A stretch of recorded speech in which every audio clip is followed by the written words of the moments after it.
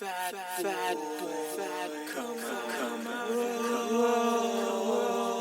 know we had to do a podcast, right?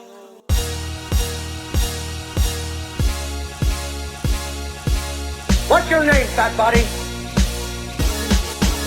Of course, you were looking food. What the hell? I'm not fat. I'm big bone. I'm gonna eat it. You owe me for one jelly donut! Fat motherfucker. Listen to it. My wife said no one's gonna listen to us. I've got bigger titties than you did! Bullshit, because nobody fucking had geese back at that point for a bigger guy. I'm not everyone's cup of tea, but I might be somebody's shot of whiskey. You can't think about, hey, I need to lose 100 pounds, and think about winning that day. Fucking, I want a cheeseburger and a milkshake.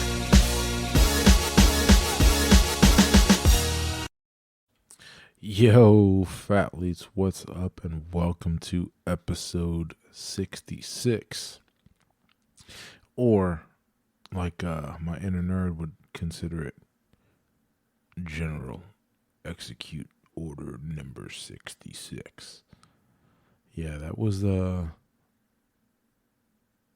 Star Wars lore. That was the order given to all the clones to attack the Jedi. So yeah, that being said, what's up? It is far into April, and I'm excited that there's only 8 days left in the month, because this rowing challenge is this is difficult, to say the least.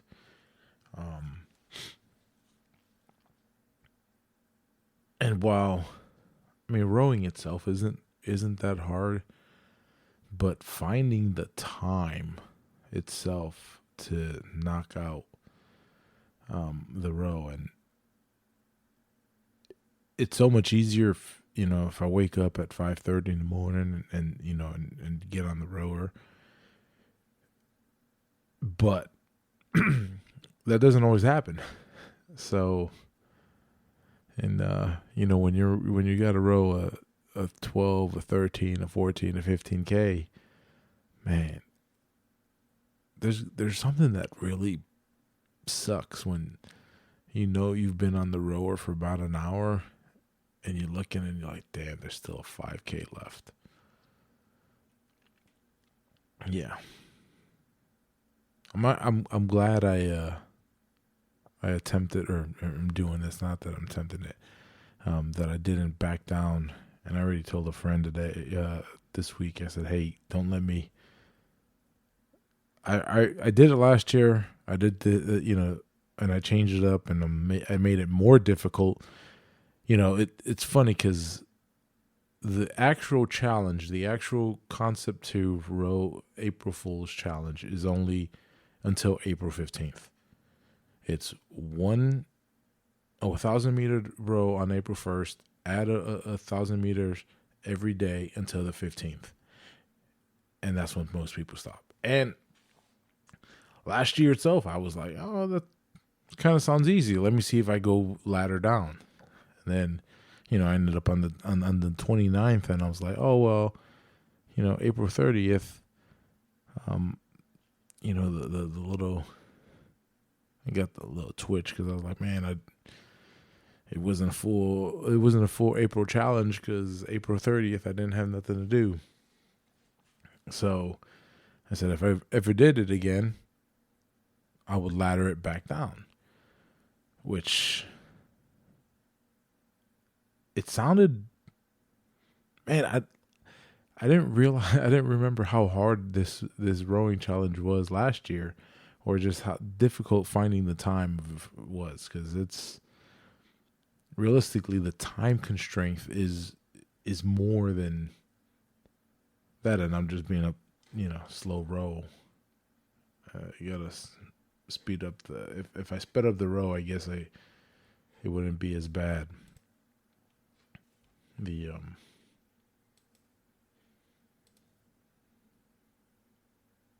So as of today,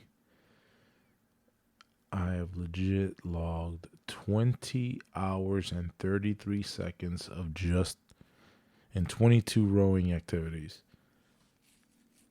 Grand total of 126.76 miles.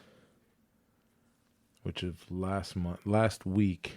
So from April 1st through April 4th, it was an hour on the rower.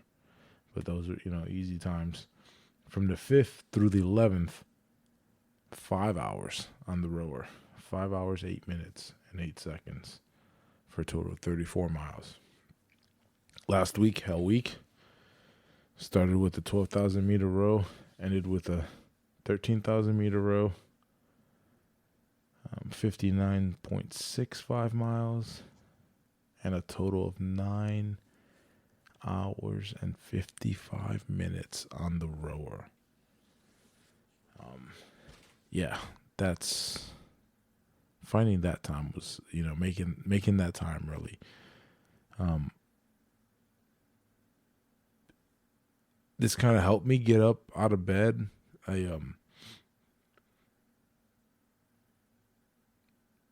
Like for many months, I'll wake up, I'll have my alarm clock set for, 5:30, 5:45, 6:15. And that I would snooze pretty much at 7 o'clock.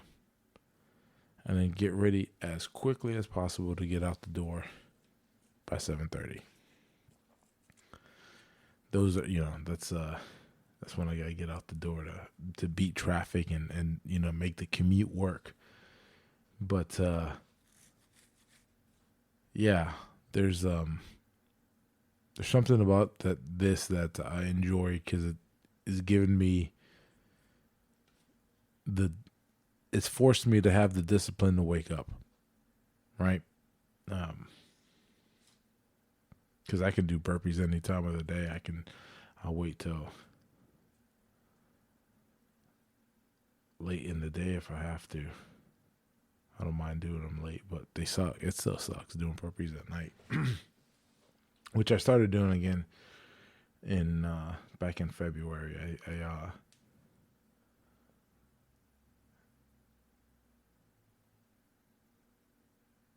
Like I said, I was getting too big.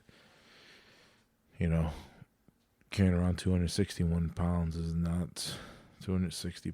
not where I need to be. And even now at 231, it's still not where I need to be, but I'm a lot less fat than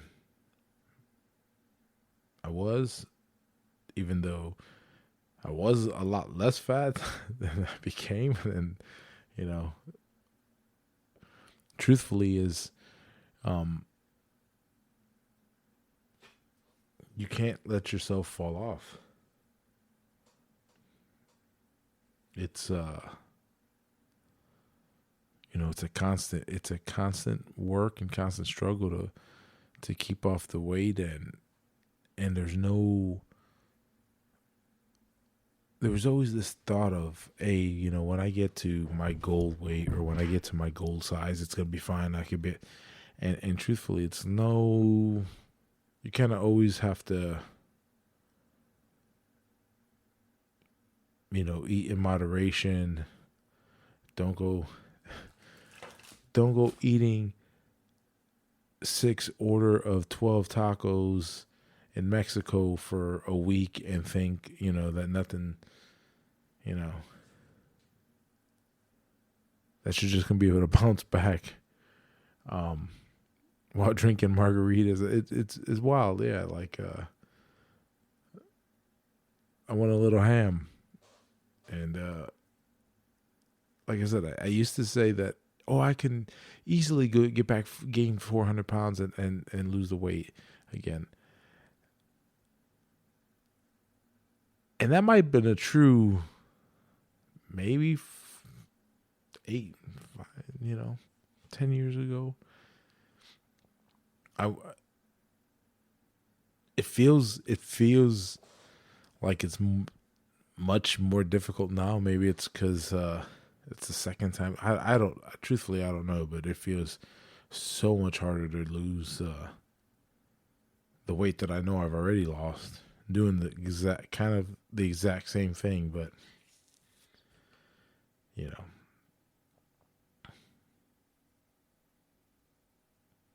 the struggle is real.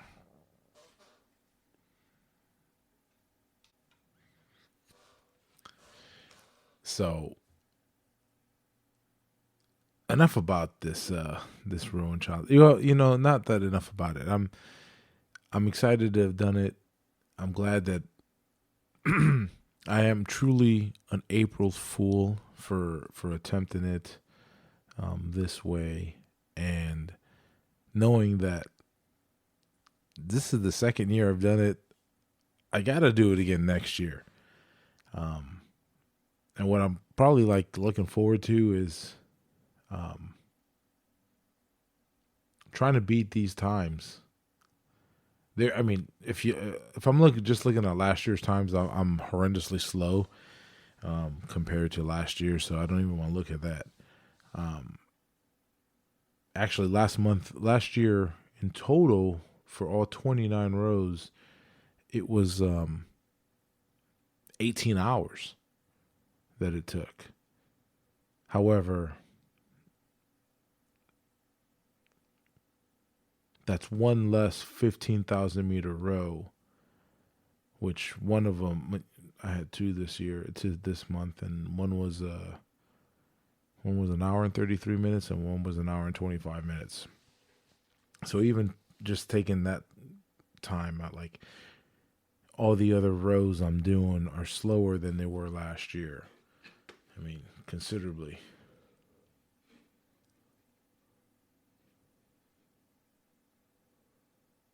So I guess get a base time this time around for this crazy April Fool challenge, and then look forward to beating, if not beating, doing better on time wise than I did this year.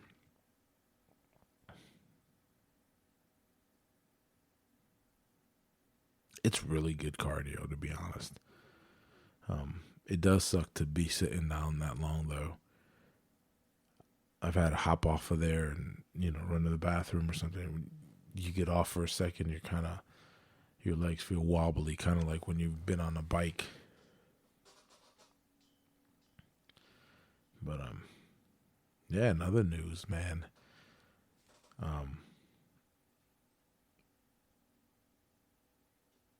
I'm getting back,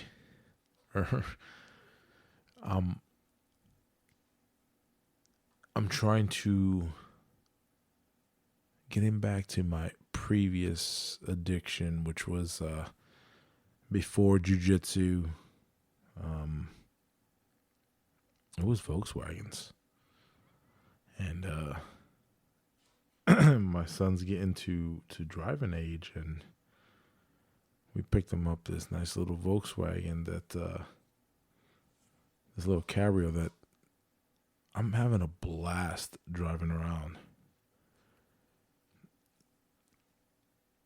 But the inner gearhead is like, hey, that's just a 2-point slow. You really should try to go big turbo, or really do that VR6 swap that you wanted to do.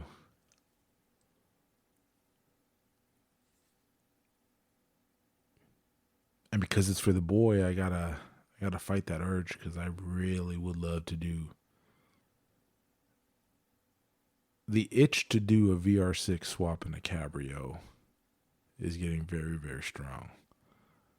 So I think that's going to have to happen soon. Obviously not to his, but yeah, I enjoy working on cars. That's another great pastime. I was actually got a little carried away the other day putting in speakers and a radio. But yeah, so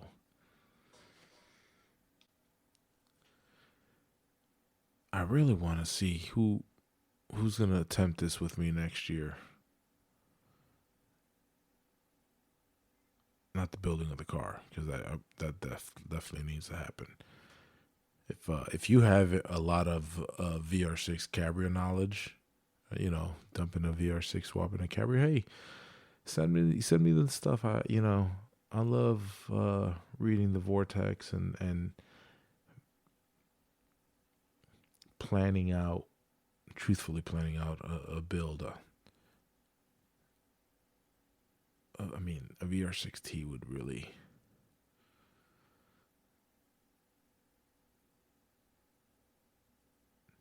With the O2M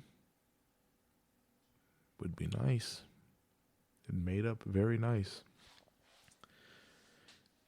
But no, truthfully, I want to know who's gonna be crazy enough to really truly try to beat an April Fool with me last year. And I actually want to get Concept 2, holla at your boy. I need to get a PM5 so that you can actually because now granted, I know there's a lot of crazy stuff they do, but come on, y'all gotta admit this is pretty crazy. Y'all, they stop halfway through the month. So, anyways, holla at me if you want to do this next year. This is gonna be great.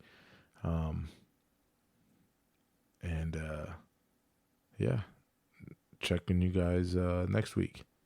Peace. Thank you for listening to the Fat Boy Podcast. Have a nice day.